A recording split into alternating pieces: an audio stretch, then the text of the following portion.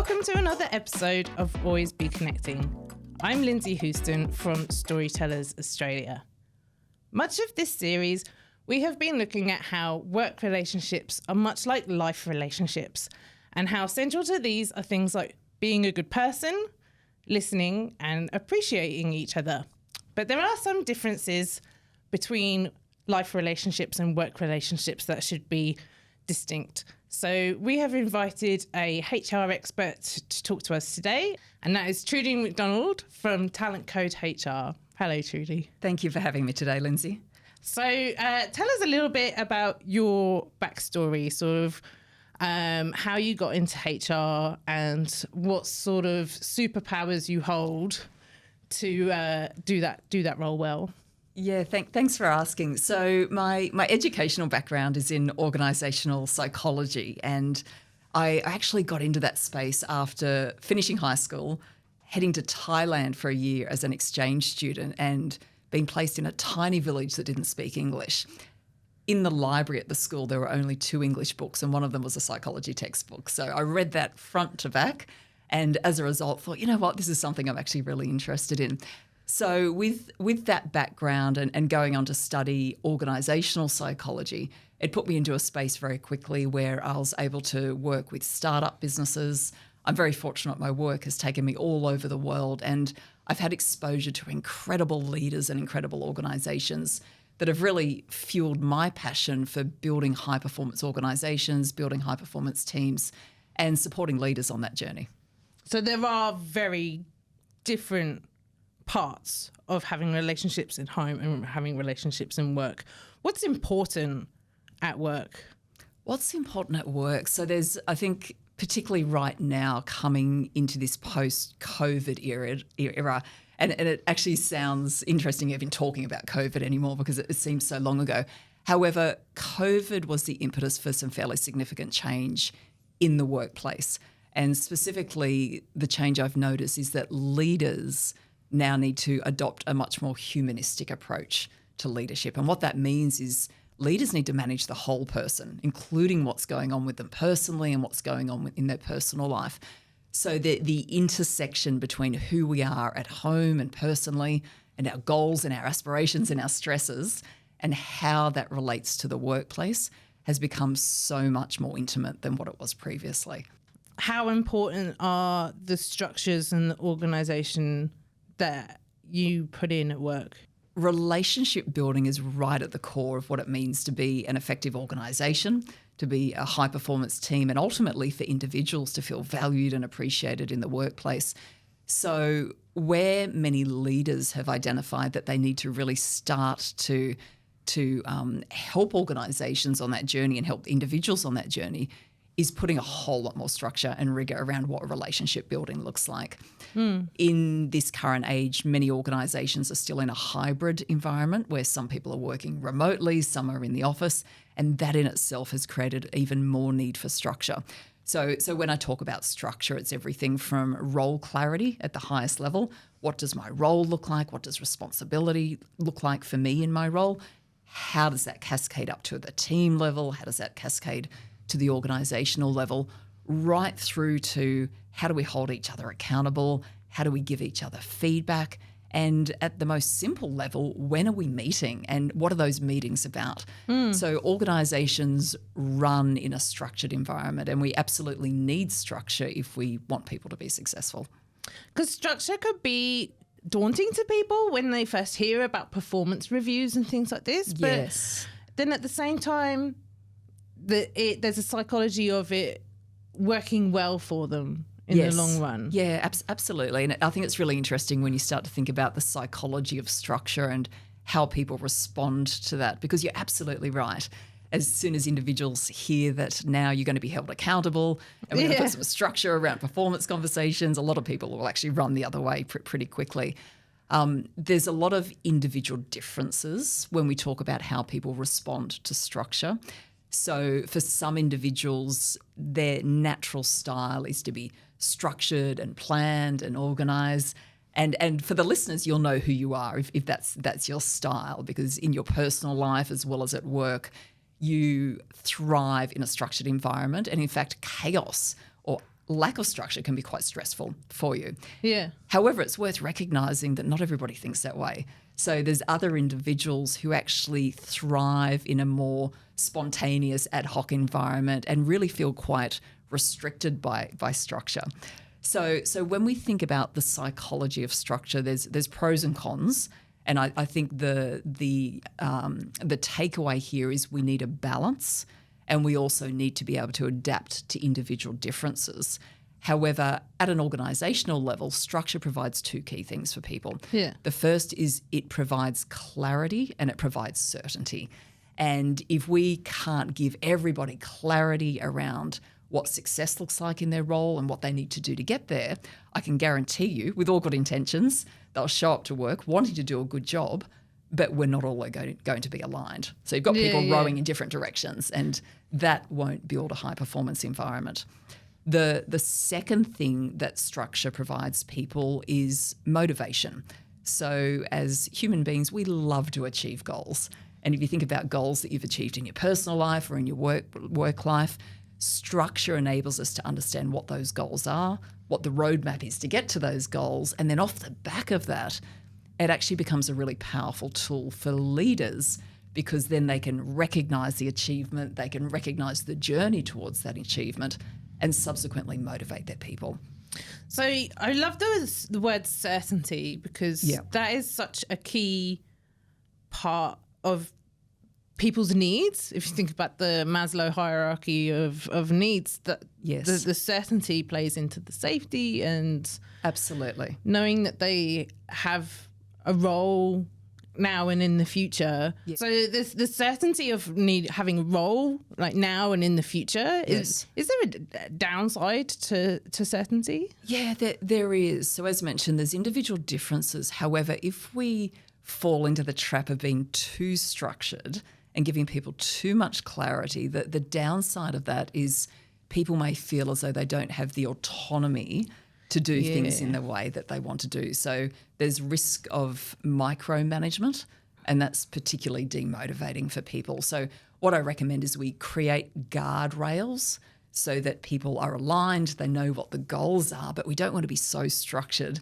that we're telling people what to do every step of the way. The other thing that's really important from a high-performance perspective is we need to be agile and we need to be innovating. So as soon as we get too structured in the way that we approach work or approach the challenges that we need to deal with, we actually restrict people from thinking more freely. Yeah, very it true. Also limits diversity of ideas because we feel as though we've got to follow the rules, and it can actually prevent us from innovating. So in summary, there's absolutely a role for structure in organisations, and individuals do need structure and clarity. However, we don't want to overuse that concept because it can really limit this sense of autonomy and empowerment, and it can also stop us from innovating. So how do you approach these conversations? Because there could be some confrontation if you have too much or too little processes in place. Yes. Is there a way that you can frame the conversations to get everybody on board? Yeah, it's a really good question. And often in a business context, these are perceived as difficult conversations or conversations that may create confrontation. And most leaders actually shy away from that. It's one of the most challenging skills that I find leaders need to acquire. And that's at all levels, from a board level right through to entry-level managers. So often I find a really good conversational tip is to first of all be really clear on what's expected and why. And communicating the whys is absolutely critical. However, once that's being communicated and the other person understands where they need to go and why they need to be delivering that particular outcome, is then to switch the conversation to be curious. And when I talk about curiosity, I'm talking about asking really powerful questions to understand from the other person what are their thoughts around how they can get there, what are some of the barriers or the challenges that they may be coming up against or that they anticipate that they may come up against that are going to stop them getting there. And as a result of those lines of questioning, asking how you can support them and how you can help them. Yeah. Do you think that's a modern approach? Do you think that the sort of telling people how to do things and the sort of ideation between the two, the collaboration of how you're going to do things, is that a modern thing, or is that something that people are just catching up with? Yeah, it's a good question. So we're talking about a very authoritative leadership style where you're directive and you tell people what to do. And I think that's the classic perception of the boss. You know, that the boss will tell me what I need to do and I will comply or not comply. That model is not, and it's well researched, that is not a model that builds empowerment. It's not a model that builds a high-performance team. That being said, there are certain situations where we do, as leaders or managers, need to be directive, particularly if there's an emergency or things need to be done quickly with a high level of risk or impact. There is a time and a place to be directive. However, more broadly, if we think about what good leadership looks like versus good management, there's certainly an intersection between the two. And I think what that intersection is that leaders need followers, otherwise you're not going to be a leader. Okay. And likewise, people will leave managers if you're not a good leader. So there's this element, there's this crossover where people need to feel valued, they need to feel appreciated, they need to feel inspired, whether you are a leader or whether you are a manager. And having that more directive, authoritative approach to engaging and connecting with other people is not going to be effective in achieving that. Yeah. There's lots of talk about the sort of leader versus manager role. Do you think you can go further than that? Because there's also lots of different types of leaders that you could be. You could be an inspirational leader. You could be a servant leader. You know, what's the sort of spectrum of leaders and managers even? Yeah. And there's lots of research around this, and there's lots of trying to put people into boxes.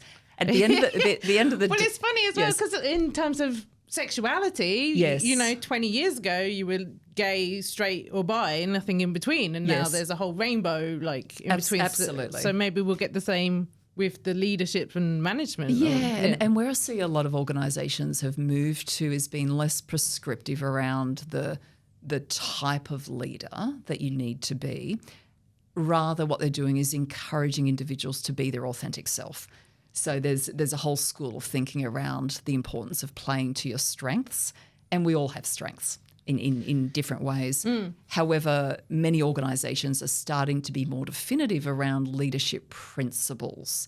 And when I talk about leadership principles, examples might be that we connect with our people, or we inspire and engage our people, or we seek to understand, or we build a psychologically safe environment.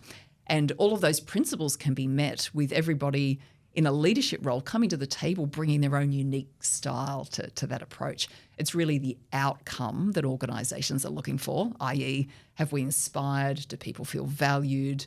Have they got direction around where they're going? Do they feel psychologically safe? How you get there, there's a lot more flexibility around that now, which I think is a really good thing. And who the leader is exactly can differ as well, I suppose. Like you can have leadership in entry-level positions, and the person at the top might not be the leader necessarily. Can I be a leader? What qualities do you think? Yes, create that leadership. And I love your thinking there, Lindsay, because it really talks to the opportunity in the workplace, but also personally, that we are all leaders. So a useful model can be to think about you might be a leader of yourself. And what that talks about is am I being conscious around how I show up, my leadership brand, how others perceive me, what are my behaviours? Am I setting a clear vision for myself and who I identify as from a professional perspective, but also from a personal perspective? So that's all about self-leadership, including your ability to organise and prioritise. So you're absolutely right. Everyone can be a leader. You may be a leader of teams. You may be a leader of functions or departments, or you may be a leader of organisations. So the traditional organisational hierarchy of what leadership looks like, I think for many years now has been challenged, and it's recognised that everyone is expected to be a leader, even from the entry point within an organisation.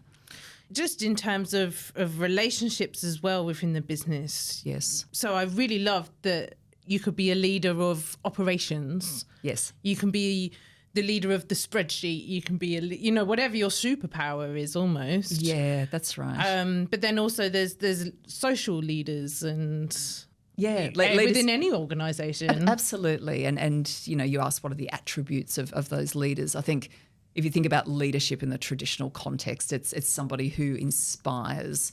It's somebody who's future focused.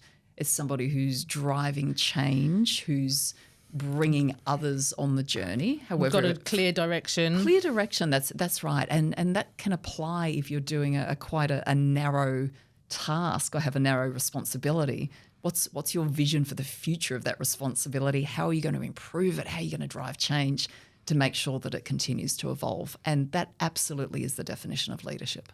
Yeah. And then we talked to somebody about partnerships on the podcast, and they were talking about force multipliers on how the person in charge empowers everybody to be in charge in themselves. Yes. And how that authority within themselves allows that autonomy and spark of innovation and all those other things. So anyone can be a leader, but just to sort of bring it back to that structure, like sort of having two-way conversations and getting people involved. Yeah. Can you go too far and be too flexible with other people? Like be too leadership in its kind of current definition. That humanistic approach where we're leaning in and being empathetic. Yeah. And I think that's the balance that many leaders are struggling with now when it comes to conversations. The expectation that we are empathetic and being empathetic is the characteristic of good leadership. I can put myself in the shoes of others. I can understand what you're going through, where you're coming from, and can integrate those insights into the decision making and into the conversation. Balancing that with the need to hold people accountable, which traditionally is perceived as being more authoritarian, being a more direct conversation, and often a difficult conversation where people will get defensive. So getting that balance right, I think, is one of the most important things that leaders need to do. And when it's not going right, when you feel it's slipping out of your hands, perhaps the impulse is to go to that managerial 1980s authoritarian style. Is that the right thing to do, or generally not? So I spend a lot of time, my team and I, upskilling leaders how to have appropriate conversations, and the balance in this conversation is being very clear and direct right up front around what the issue is or what the goal is that we need to achieve and why, as I mentioned earlier.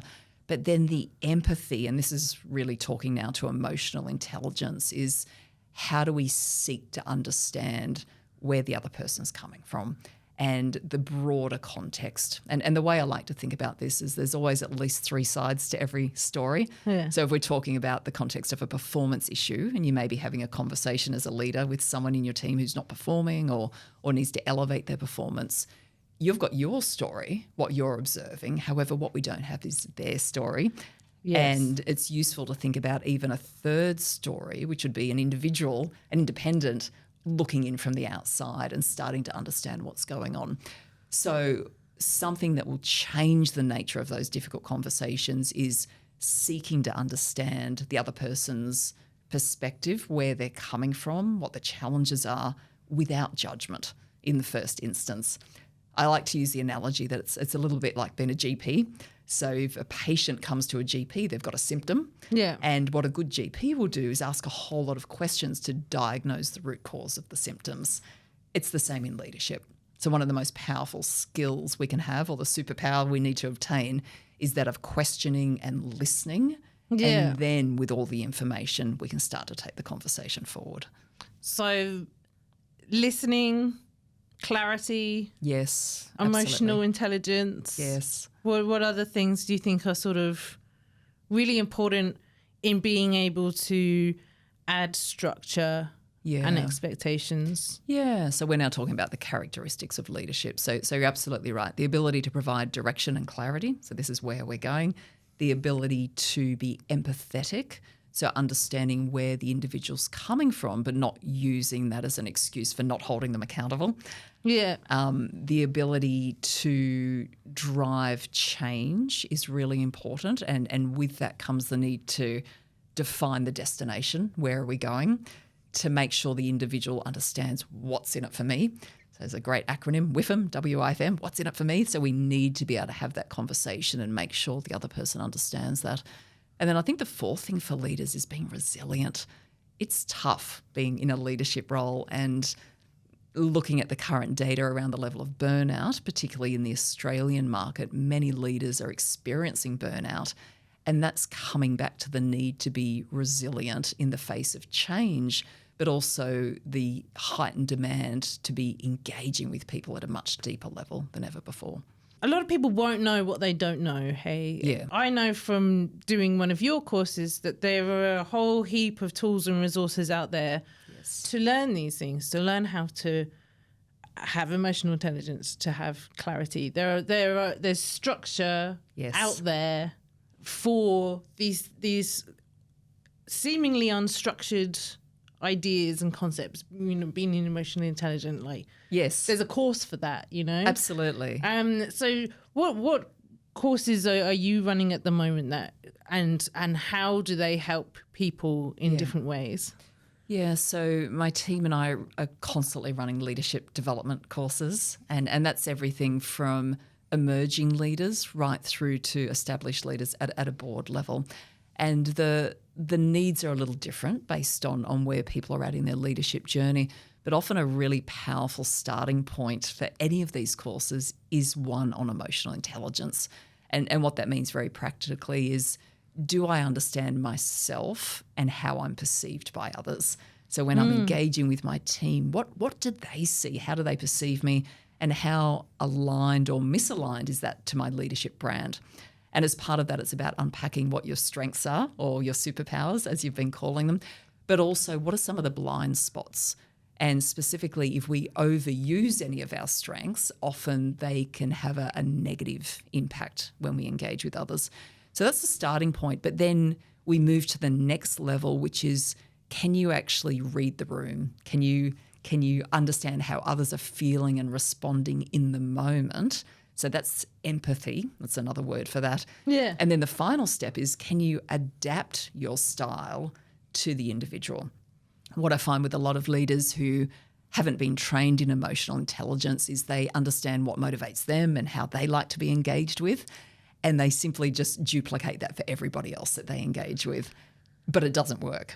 Yeah. And the classic would be that possibly I don't need external recognition or reinforcement of doing good work because I'm intrinsically motivated. I don't need people to tell me I'm doing a good job.